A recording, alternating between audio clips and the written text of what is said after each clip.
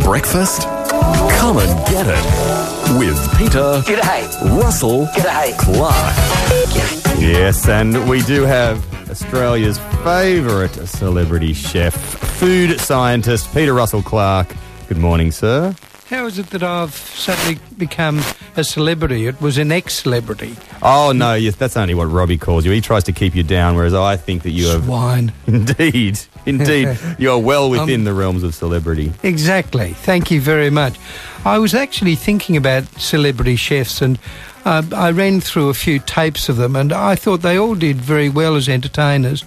But a lot of them attempt to make the process of cooking something that's extraordinarily difficult. They become sort of self-centred wankers. It's really, if you want to cook a steak, what you do is you supply heat to it.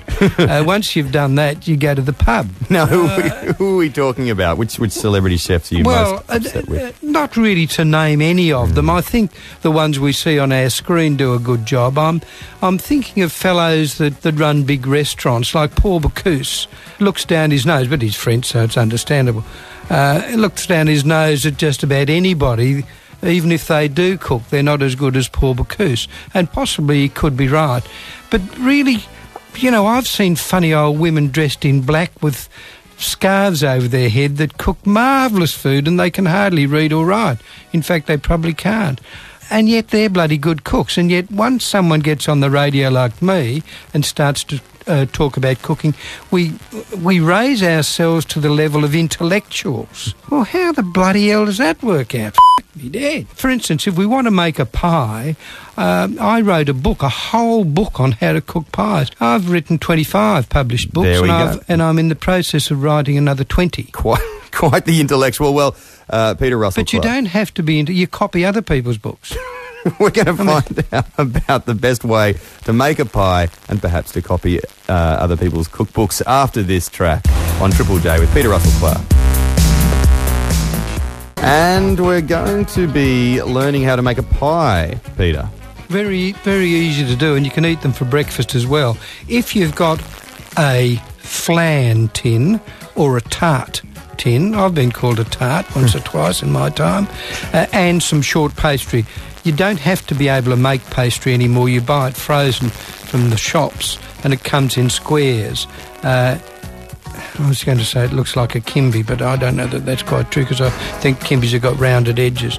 But anyway, you get the pastry, unfreeze it, which takes about half a minute, stick it over the tin, and then you put some dried beans or some rice in the centre of the pastry, and you whack that in the oven. Now, you might be saying, hang on, that's a rice pie or a dried bean pie. But the reason we're doing that is we're cooking the pastry blind. That's not blind on cooking sherry, chaps.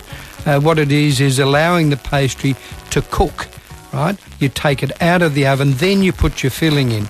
And this is where you start to really become adventurous, because you put whatever you want. If you want a cauliflower pie, then you don't put tomatoes in it, do you? You put cauliflower. If you want to have, say, a mincemeat pie, then you put mincemeat in it. But first of all, in that bit of pastry, take the beans out, of course, and then put some apple in. Don't cook the apple, just slice the apple up, and maybe some onion on top of the apple. What's the apple for? Well, the apple's because I can't think of putting a pear in. If you've got pear, put bloody pear or celery. It doesn't matter as stuff, actually. Put whatever you fucking like in the basket. This is the point I'm trying to make, is whatever you want the pie to be. If you hate celery, never cook a celery pie. If you hate bloody rabbit, don't cook rabbit pies. If you love mincemeat, do what I'm about to bloody tell you. Stop interrupting. Who shows this? Sorry. So, we've got apple in there. If we don't like apple, we put pear. Right, don't cook it because we want it to be crisp. Put some onion in it, and then just put mincemeat on top of that. And then on top of the mincemeat, put some, say, sliced tomato, because the tomato will keep the mince moist. Then on top of that, I would put gorgonzola, because I like gorgonzola. But people that don't like gorgonzola, don't put it. Put bloody whatever you like. But don't use mozzarella. You may as well use cotton wool. Put sort of just grate some... I'm trying not to say branded names. grate some tasty cheese. You're skirting around the cheese, I know. It's difficult for you. Bloody hell.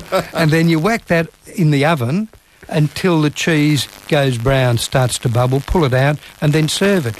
But look, if you don't really want minced meat, you can put eggs. Just break eggs into the bloody thing and then put the cheese on the top of the eggs. Doesn't matter what you put in. What I'm trying to say is, for Christ's sake, cooking's simple. All you do is get the dish, put the pastry on it, and then shove whatever you bloody well like in it, and let me go home now because I want some coffee. Brilliant. Peter Actually, Russell. I don't drink coffee. I drink green tea. Very good. Peter Russell-Clarke. Helps Hey, clean the toilet, green tea, because you go to the nutty so often. And it's got an abrasive thing in it, I think. Anyway, I've got a clean toilet, so I know it works. Peter Russell-Clarke, have you done much spoken word kind of stuff? Presented, MC'd events and all that sort of thing? Most certainly. Do you know This Sporting Life is on Sunday with HG and Roy Slavin, and they were wondering, just have a little listen to this, talking about I think you're better than them. Oh, thank you very much. They were talking about a benefit gig for the South Sydney Rabbitohs, the NRL team. We organised. cook rabbits. Exactly right. And Peter Holmes, the court, apparently he's organising a benefit concert featuring Queen, fronted by Robbie Williams, supporting Russell Crowe's band. And Roy Slavin was wondering about it. You know, you nearly said Peter Russell-Clarke then, and I haven't thought of him in a long time. Is he still with us? Well, I've no reason to suggest, no evidence that he's not. No. But wouldn't it be good to get him out of, to bring him back? The two Peters together. As part of the night. Hosted by Peter Russell-Clarke. Peter Russell-Clarke. There we go, Peter. Would you be up for something like that? Bloody oath, mate. How dare they think I've been dead when everyone knows I've been dead for years? No one goes on Triple J unless they're bloody dead. Except you guys, of course, and that wonderful Marika. Good-looking Sheila, that. Peter Russell-Clarke, thank you very much. We'll chat to you again in a fortnight. Thank you, chaps. Do you have to do any nudie on stage? Tim the Doctor, Triple J.